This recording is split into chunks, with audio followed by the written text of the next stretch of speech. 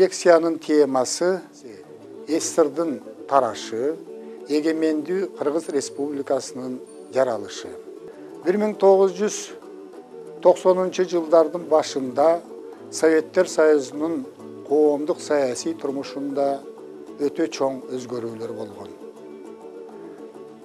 Март айында Советтер Союзун башкаруунун жаңы формасы, президенттик формасы киргизилген. СССРдын биринчи президенти болуп, ошол мезгилде КПСС Борбордук комитетинин генеральный секретары болуп иштеп турган Михаил Сергеевич Горбачев шайланган. Казакстанда, Өзбекстанда жана башка республикаларда дагы президенттерди шайлоо жүргүзүлө баштаган. 1990-жылы 27 октябрда Кыргыз СССРнын жогорку советинин сессиясында альтернативдүү негизде Кыргыз СССРнын президенти болуп Аскар Акаев шайланган. 1990-жылы 15 декабрда Кыргыз СССРнын жогорку совети Кыргыз Республикасынын мамлекеттүүлүгүнүн эгемендүүлүгү жөнүндө декларация кабыл алган. Ушундан кийин Кыргыз Республикасынын мамлекеттик структурасын, мамлекеттик бийлигин, коомдук түзүлүшүн аныктоо керек эле. Натыйжада Кыргыз Республикасынын министрлер кабинети түзүлгөн. Биринчи өкмөт жетекчиси болуп, белгилүү партиялык советтик кызматкер Насирдин Исанов дайындалган. Ошону менен катар эле өкмөттүн курамындагы түзүлүшү аныкталып, анын орун басары катарында 5 мамлекеттик катчы, министрлер жана комитеттердин жетекчилери дайындалган. СССРдагы ушундай СССРдын коомдук түзүлүшүндөгү ушундай өзгөрүүлөрдөн кийин союздук республикалардын айрымдары союздан чыгуу жөнүндө маселелерди көтөрө баштаган. Ушундай кырдаалда 1991-жылы 17 мартта СССРды сактап калуу жөнүндө бүткүл союздук референдум өткөрүлгөн. Референдумда негизинен СССРдын калкы Советтер Союзун сактап калуу жөнүндө өздөрүнүн ойлорун пикирген. Референдумдун жыйынтыгында СССРдын калкынын 76% Советтер Союзун сактап калуу жөнүндө добуш беришкен. Бирок Советтер Союзунун мурдагыдай формада сактап калууга, анын жашоосун улантууга мүмкүн эмес эле. Ошондуктан жаңы союздук келишимди иштеп чыгуу маселеси каралган. Атайын түзүлгөн комиссия ошол жаңы союздук келишимди иштеп чыккан. Жана ал келишим кабыл алынган. Бирок Советтер Союзундагы консервативдик күчтөр жаңы союздук келишимди чыккынчылык катарында баалашып, мурдагы түзүлүштү кайрадан калыбына келтирүүгө аракет жасашып, өздөрү СССРдеги өзгөчө абал боюнча комитет, ГКЧП деп аталган комитетти түзүшкөн. Мына ушул комитеттин түзүлүшү алардын 1991-жылдагы 19-21 августтагы аракеттери Советтер Союзунун кадыр баркын биротоло төмөндөттү. Ушундан кийин айрым союздук республикалар союздан чыгып кетүү жөнүндө ачык эле айта баштаган. 1991-жылы 31 августта Кыргыз СССРнын жогорку кеңеши Кыргыз Республикасынын мамлекеттик көз карандысыздыгы жөнүндө декларацияны кабыл алган. Ошентип дүйнөлүк картада жаңы Кыргыз Республикасы деген мамлекет пайда болгон. Бул Кыргызстандын тарыхындагы өзгөчө чоң окуя. Ошол эле жылы 12 октябрда Аскар Акаев Кыргыз Республикасынын президенти болуп, жалпы элдик шайлоодо шайланган.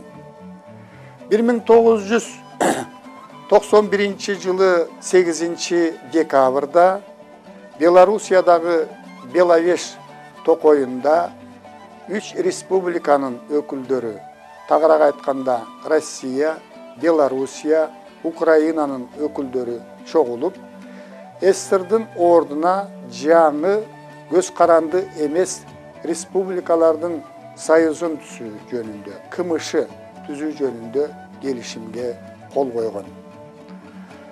Бул ушундан кийин СССРдын тароо процесси кайрылгыс мүнөздө башталып, союздук республикалардын бөлүнүп чыгуу процесси башталган. 1991 жылы 21 декабрда Алматыда союздук республикалардын 12-си чогулуп, КМШны түзүү жөнүндө келишимге кол койгон.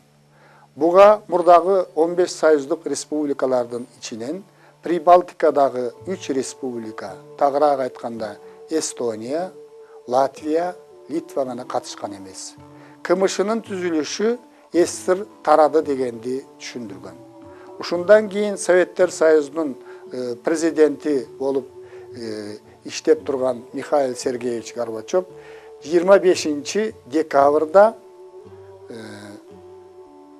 СССРдын тарагандыгына байланыштуу өзүнүн президенттик ыйгарым укуктарын тапшырып берген. Ал Советтер Союзунун биринчи жана акыркы президенти болуп 1 жыл 9 ай иштеген. Ошентип 1922 жылы 30 декабрда түзүлүп, өзүнө кирген мамлекеттердин, элдердин тагдырында өзгөчө бир чоң рол ойногон, дүйнөдөгү эң күчтүү империялардын бири болуп эсептелген Советтер Союзу 69 жыл жашап, кезекти өз каранды эмес мамлекеттердин шериктештигине бошоткон.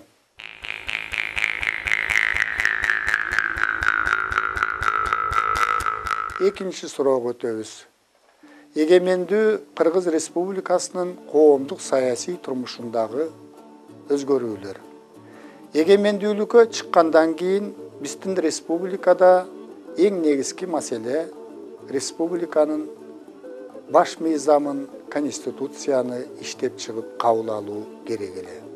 Ошондуктан бул маанилүү документти иштеп чыгуу үчүн атайын комиссия түзүлүп, иштелип чыккан долбоор калк арасында 3 айдай талкууланып, 1993 жылы 5 майда кабыл алынган. Конституцияда Кыргыз Республикасынын саясий түзүлүшү, мамлекеттик түзүлүшү, анын мамлекеттик органдарынын ыйгарым укуктары, Кыргызстанда жашаган атуулдардын милдеттери жана укуктары аныкталган. Конституциянын эң негизги принциптери катарында Кыргыз Республикасы эгемендүү республика экендиги, бөлүнбөй турган республика экендиги, дин тутпай турган республика экендиги аныкталган. Негизинен Кыргыз Республикасы демократиялык республика деп жарыяланган. Ошондой эле бул Конституцияда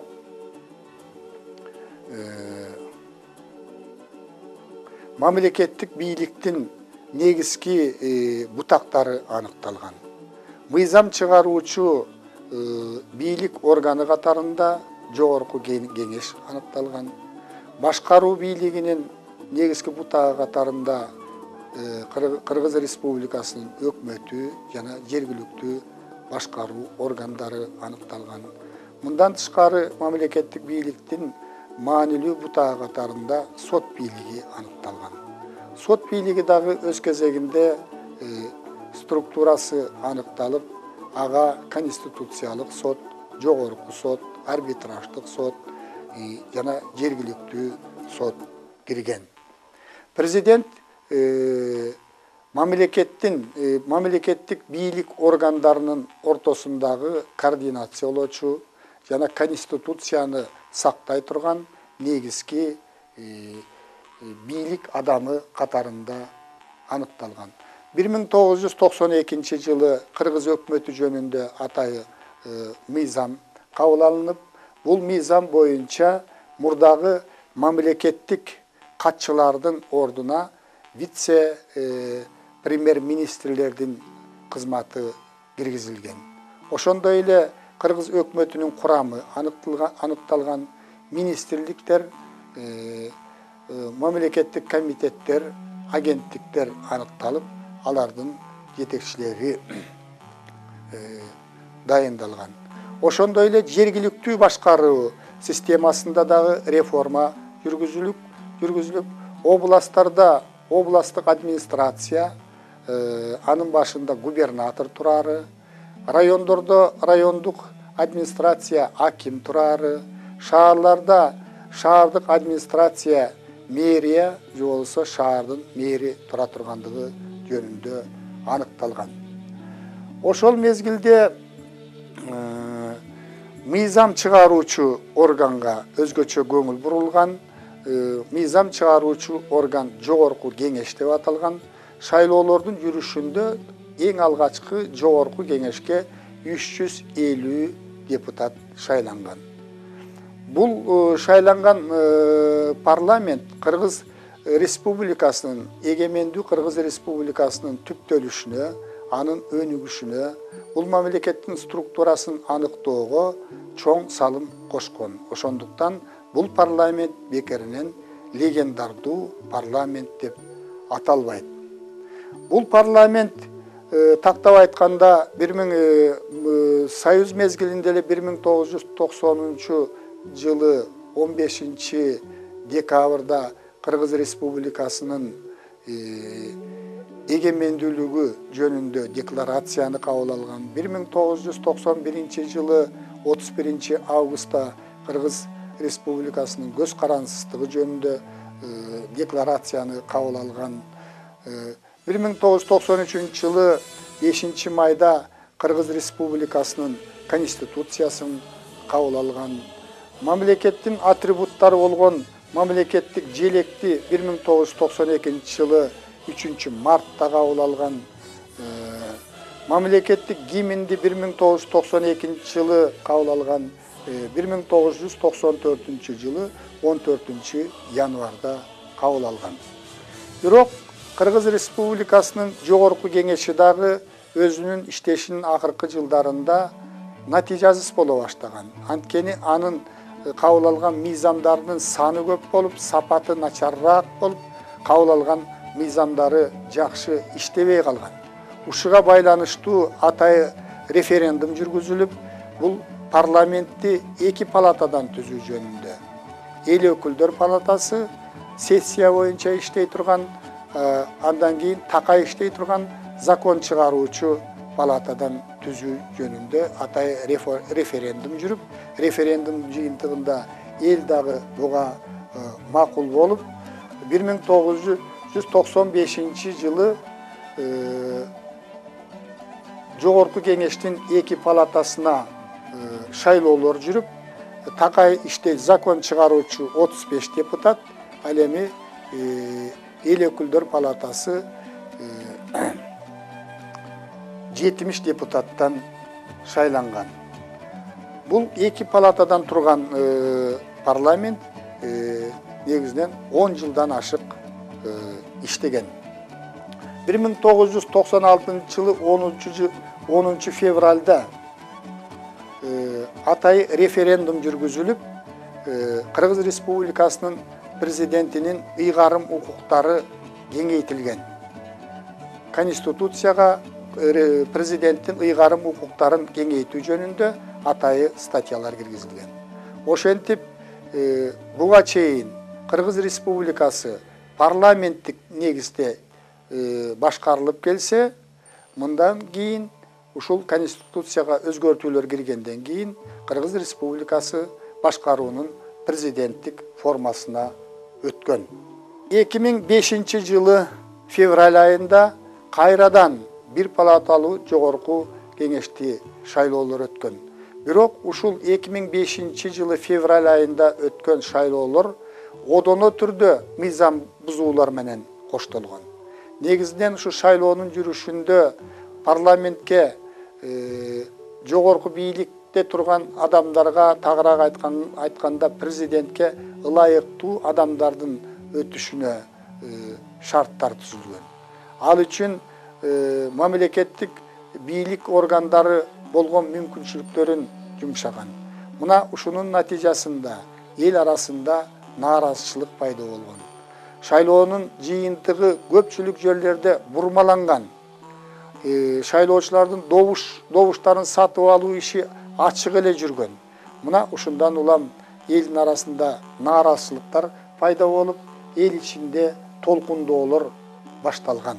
2005 жылы февралдагы шайлоодон кийин элдин нааразычылыктары ачыкка чыгып, бийликке болгон нааразычылык чектен чыккан. Мына ушунун натыйжасында Кыргыз Республикасында мамлекеттик бийлик өзгөргөн.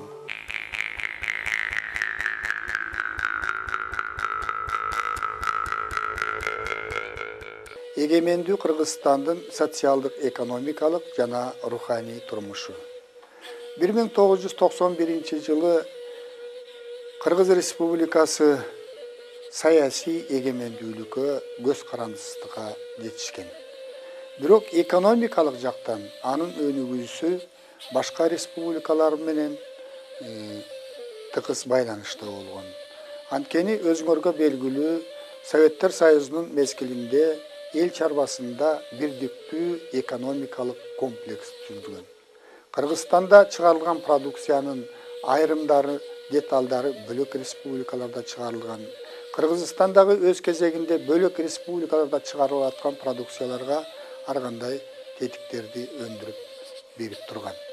Негизинен алганда Союз мезгилинде Кыргызстан чийки зат берүүчү республика катарында болуп калып, негизинен даяр продукция бөлөк республикаларда чыгып, ошол даяр продукциялардын үзүрүн башка республикалар көрүп келген. Көз каранды эмес мамлекеттер жарыялангандан кийин Союз мезгилинде түзүлүп калган экономикалык байланыштар үзгүлтүккө учураган. Ошондон кийин Кыргызстандагы өзгөчө өнөр жай ишканалары биринин артынан экинчиси токтой баштаган. 1991 жылы Кыргызстандын экономикасындагы жумшалган каражаттар өзүн өзү актабай калган. Өзгөчө энергетика, машина куруу, жеңил өнөр жай тармактары акырындык менен кыйроого учураган. 1992 жылы Россия Федерациясы бааларды эркин кое берген. Мына ошондон кийин союздук республикалардын, ошонун ичинен Кыргызстандын экономикалык абалы өтө оордогон. Негизинен бартердик алмашуу, республикалар ортосунда бартердик алмашуу башталган. Мунушундан кийин көп жылдап топтолгон материалдык байлыктар, ресурстар, завод, фабрикалардын өздөрү талоонго учурай баштаган. Абалдан чыгуунун бир гана жолу бул рынок экономикасына өтүү керек болгон. 1991 жылы 20 декабрда Кыргыз Республикасында менчиктештирүү саясатын жүргүзүү иши башталган. Союздук мезгилде өндүрүш каражаттары негизинен мамлекеттин менчиги болуп калган. Мамлекеттик менчик бир мезгилде өзүнүн натыйжалуулугун көрсөтсө, кийинки жылдары, тагыраак айтканда 1960-70 жылдардан баштап өзүнүн натыйжалуулугун таптакыр жоготкон. Товар өндүрүүгө кеткен чыгым товардын өзүнө турган наркына караганда бир топ эсе жогорулап кеткен. Мисалы, Кыргызстандын айыл чарбасында дан өсүмдүктөрүн өстүрүү 2 эсеге кымбат турган. Ал эми жашылча жемиш өстүрүү 5 эсеге кымбаттап кеткен. Мына ушундай көрүнүш өндүрүштүн башка тармактарына дагы тиешелүү болгон. Тарыхта белгилүү Советтер Союзу 60-жылдардан баштап эле өзүнүн элин дан азыктары менен камсыз кыла албай калып, жылына 40 миллион тоннадан ашык эгинди ушул Канададан сатып алып турган. Бул өзү социалисттик чарба жүргүзүүнүн терең кризиске учурагандыгынан кабар берет. Кыргызстанда менчиктештирүү жүрүүдө ошол социалисттик менчик деп эсептелген мамлекеттик менчиктин бардыгын тең реформалоо жөнүндө чечим кабыл алынган. Бир гана токойлор, жаратылыш байлыктары, суулар менчиктештирилбейт. Ал эми калган байлыктардын баарын менчиктештирүү жөнүндө чечим кабыл алган. Менчиктештирүү Кыргызстанда 2 этапта өткөн. Биринчи этап 1991 жылдан 1993 жылга чейин, экинчиси 93 жылдан 95-96 жылдарга чейин. Биринчи этапта негизинен менчиктештирүүнүн жүрүшүндө элдин кызыкчылыгы, карапайым эмгекчи элдин кызыкчылыгы эске алынган эмес. Биринчи этабында негизинен бийликте турган адамдар ошол бийлигинен пайдаланып социалисттик менчиктин, мамлекеттик менчиктин көпчүлүгүн арзан баада башаламандык менен өздөрүнө ыйгарууга, жакындарына бөлүштүрүп берүүгө, аны ыңгайлуу кылып сатууга болгон аракеттерин жумшаган. Ошол мезгилде эле ушул менчиктештирүүнүн эң негизги документтеринин бири катарында купондор таратылган, бирок карапайым эл бул купондор маанилүү документ экендигин, менчик ээси кыла турган документ экендигин түшүнбөй, аны болор болбос акчага сатып жиберген учурлары дагы көп болгон.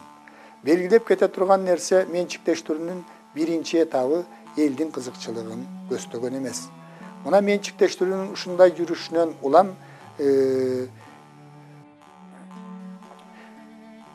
1994 жылы Кыргызстандын өкмөтү, президенти муну кандайдыр бир деңгээлде жолго салууга аракет кылып, атайы иш-чараларды көргөн. Экинчи этабында карапайым элдин кызыкчылыгын коргоого, карапайым элдерди көбүнчө менчик ээси кылууга аракеттер жүргөн. Бирок ошондой болсо дагы биринчи этаптагы жүргүзүлгөн тартип бузуулар экинчи этапта дагы кайталанган. Кыргызстанда 378 ишкана менчиктештирилген. Натыйжада бул ишканалардын көпчүлүгү акционердик коомдорго, кооперативтерге, айрымдары жеке адамдарга тиешелүү болуп калган. 1991-96 жылдагы менчиктештирүүнүн натыйжасында Кыргызстандагы өндүрүлгөн продукциялардын 50%-ин мамлекеттик эмес ишканалар жүргүзүп калган. Тагыраак айтканда, акционердик коомдор, жеке менчик ишканалар ушул менчиктештирүүдө алардын үлүшү көбөйгөн. Айыл чарбасында дагы менчиктештирүү адегенде чоң мыйзам бузуулар менен жүргүзүлгөн. Баягы Союз мезгилинде чогулган материалдык байлык, малдын башы, короо сарайлар, складтар талоонго түшкөн. Бул жерде дагы айыл чарбасынын жетекчилери биринчи кезекте өздөрүнүн кызыкчылыктарын көздөгөндүгү айкын болгон. 1991-жылы жүргүзүлгөн реформанын натыйжасында айыл чарбасындагы рентабелдүүлүгү төмөн колхоздордун баардыгы тең совхоздор менчиктештирилсин деген атайы чечим чыккан. Рентабелдүүлүгү 15-25%тен төмөн колхоздор менчиктештирилген. Бул жерде дагы чоң башаламандык жүргөн. Менчиктештирүүнүн жүрүшүндө ушул айыл чарбасында дыйкан чарбалары, фермер чарбалары, кооперативдер, акционердик коомдор түзүлө баштаган. Мына менчиктештирүүнүн жүрүшүндөгү башаламандыктын кесепетинен менчиктештирүү активдүү жүрүп аткан 1994-жылы Кыргызстандын айыл чарбасында 7,5 миллион кой болгон. Bir жылдан кийин эле бул койдун башы 4,5 миллионго түшкөн. Демек, аз эле бир эле жылдын ичинде Кыргызстанда 3 миллион кой жок болгон. Кой товар алмашуунун эквивалентине алмашкан. Ошол койлорду ветеринардык жактан кароо эрежелери бузулгандыктан эмгекчилерге оорлуу койлорду таратуу, бруцеллез болуп аткан койлорду таратып жиберүү, бөлөк малды таратып жиберүү фактылары болгон. Натыйжада кой алган адамдар ошол оорлуу малды багып атып, анын оорусун өзүнө жугузуп алып, ошол андан азап тарткан учурлар көп болгон. Менчиктештирүүнүн натыйжасында 1993-жылы айыл чарба продукцияларынын 52% ошол менчиктештирилген чарбаларга туура келип калган. Агрардык реформанын натыйжасында Кыргызстандын айыл чарбасында мамлекеттик менчикке карата монополия жоюлуп, көп укулаттуу экономика түзүлгөн. Айыл эмгекчилеринин арасында менчик ээси болуу сезими пайда болгон. Алар өндүрүшкө жакындаган. Жеке менчиктин киргизилиши дыйкандардын жана малчылардын өндүрүштү көтөрүүгө кылган аракетин жогорулаткан. Эркин баалардын коюлушу менен дыйкандар дагы продукцияны көбүрөөк өндүрүүгө, аны ашыгын базарга сатууга кызыктар болгон. Жетишкендиктерге караганда агрардык реформанын жүрүшүндө көптөгөн зыяндуу көрүнүштөр болгон. Биринчиден, Совет мезгилинде курулган материалдык техникалык база талоонго түшкөн. Эң сонун курулуштар, кашарлар ошол менчикке чыгарылып, аны малдын башын көбөйтүү үчүн пайдаланбастан аларды бузуп кетүү процесси, анын материалдарын башка максатка колдонуу, сатуу иши өтө көбөйүп кеткен. Айыл чарбасынын материалдык техникалык базасынын негизин түзгөн техника талап тоноого учураган. Союздан айыл чарба машиналарынын тетиктери келбей калгандыктан менчикке чыгарылган тракторлор, айыл чарба машиналарынын баардыгы тең бузулуп, четинен иштен чыга баштаган. Биз жогоруда белгилегендей, менчиктештирүүнүн натыйжасында малдын башы, анын продуктуулугу кескин түрдө төмөндөп кеткен. Механизациялоо иши артка чегинип, негизинен айыл чарба жумуштары кол менен бүтүрүлө баштаган. Көпчүлүк айдоо жерлери айдалбай ээн калган. Негизинен айыл жеринде менчиктештирүүнүн натыйжасында жумушсуздук күчөп, элдердин жакырчылыгы мурда болуп көрбөгөндөй деңгээлге төмөндөгөн. 1998-жылы референдум жүргүзүлүп, жерге жеке менчик киргизилген.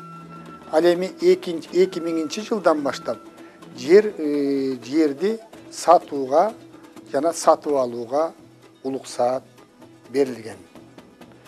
Ошентип айыл чарбасында жүргүзүлгөн реформанын натыйжасында 2002 жылы айыл чарбасында өндүрүлгөн продукцияларынын 90% ушул жаңы түзүлгөн дыйкан, фермер чарбаларына, акционердик коомдорго жана кооперативдердин үлүшүнө туура келген.